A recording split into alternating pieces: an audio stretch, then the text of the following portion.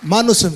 ቢኒያም ቢኒያም ከየት ሀገር ነው የመጣው? ካረካ አረካ ማለት ከወላይታ ሶዶ 29 ኪሎ ሜትር ላይ ትገኛለች። እሺ ምን ለመናገር ፈልገው ወደፊት የመጣው? ኦኬ እኔ ከዚህ በፊት 2011 መልካም ወጣት አሰልጣኝ ነበርኩ።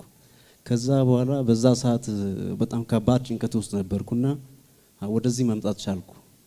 ከዛ በኋላ ጭንቀት ውስጥ ለመግባት ምክንያት የሆነብኝ ነገር ቢኖር ዩኒቨርሲቲ ደብረ ማርቆስ ዩኒቨርሲቲ ተማሪ ነበርኩ እና ሰው ሁሉ እንግዲህ ዩኒቨርሲቲ ሲገባ የራሱ የሆነ ሐሳብ አለው እና አንዱ ዶክተር ሆናለሁ ይላል፣ አንዱ ኢንጂነር፣ አንዱ ሳይንቲስት እንደዚህ አይነት ነገር አለውና የኔ ዓላማ ደግሞ እንደዚህ አልነበረም እና የኔ ትንሽ ለየት የሚያደርገው ነገር ቢኖር በዛ ሰዓት ዩኒቨርሲቲ ሲገባ ትንሽ በውስጤ የሆነ ተስጦ ነገር አለኝና እሱን የሚደግፍ ነገር የሆነ ትምህርት አገኛለሁ ብዬ አሰብኩ እና በውስጤ ደግሞ ተስጦ ምንድነው ካልከኝ ግራቪቲ ዜሮ ማድረግ ወይንም ኔጌቲቭ እንዲሆን ማድረግ ከህፃንነት ጀምሬ 7ኛና 6ኛ ክላስ እዛ አካባቢ ስኖር አውቄያለሁ። ምንድነው ተስጦ ያልከኝ? ግራቪቲን ዜሮ ማድረግ ወይንም ኔጌቲቭ ማድረግ ማለት አንድ ኦብጀክት አየር ላይ ሲሆን አየር ላይ ይቀመጣል ወይንም 10 ጫማ ከፍታ ላይ ራሱን ችሎ መቆም ማለት ነው።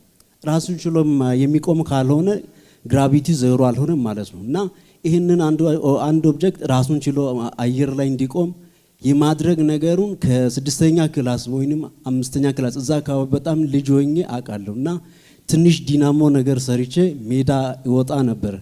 ከዛ በኋላ እዛ እጄ እንግዲህ የሆነ ታርባኝ ነገር እሰራለሁ እዚች አካባቢ ምን አይነት አየር እንዳለና ወደ ላይ ከፍ ሲል ደግሞ የንፋሱ ጉልበት እንዳለና እንደሌለ ለማወቅ እንትኑን ዲናሞ ይዤ ይወጣ ነበርና አያለውና ዲናሞ እንደዚህ ይዤ ወደፊት እሮጣለሁ። ከዛ ወደዚህ እመለሳለሁና ወደ ላይ ደግሞ ከፍ አድርገም እንደዛ እሮጣለሁ እና ከዛ በኋላ ቁጥሩን ሳይ ይሄ ታርባይኗ ስትዞር በዚች በኩል ቁጥር ይቀመጣል። አንድ ጊዜ ከዞረ አንድ ይላል እና እንደዚህ ያሳያል። ከዛ በኋላ ወደ ላይ ከፍ ያልኩ እየጨመርኩ በሄድኩት ቁጥር የንፋሱ ግፊት ወይንም ፓወር በጣም እንዳለ አወቅኩ። ከዛ በኋላ በቃ ፕሌን መስራት አለብኝ ብዬ በዛ 7ኛ ክላስ ተማሪውኛ አሰብኩ። ግን አንዳንድ እቃዎች ያስፈልጉኛል እና እነዛ እቃዎችን ማግኘት አልቻልኩም። ለቤተሰቦቼና ለአንዳንድ ልጆች መናገር አልቻልኩም። ምክንያቱም ከተናገርኩ የሚያምን ሰው የለም በዛ ሰዓት ማለት ነው እና ዝም ብዬ በቃ ዩኒቨርሲቲ ገብቼ ትንሽ በእውቀትም በእድሜም ትንሽ ወጣት ነገር እንደዛ አካባቢውን ደርሼ ከዛ በኋላ እዛ አካባቢ ይሄንን ነገር እሰራለሁ ትንሽ ገንዘብ ነገር አገኛለሁ ብዬ አሰብኩ። ከዛ 12ኛ ክላስ